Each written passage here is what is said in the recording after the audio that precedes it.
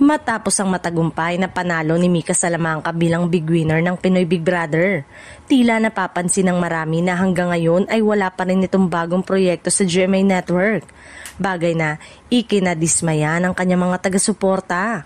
Sa social media, naglabasan ng mga post ng fans na humihiling sa GMA na bigyan ng pagkakataon si Mika na maipakita muli ang kanyang talento sa harap ng kamera.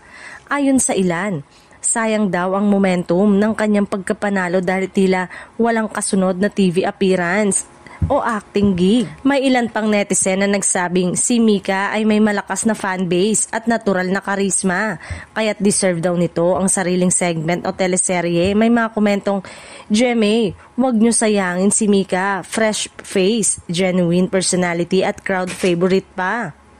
Sa kabila nito, nananatiling tahimik ang GMA Network at pati na rin si Mika tungkol sa mga balita ng kanyang susunod na proyekto. Ilan naman sa mga malalapit sa kanya ang nagsabing maaaring pinaghahandaan lamang ang tamang timing ng kanyang comeback.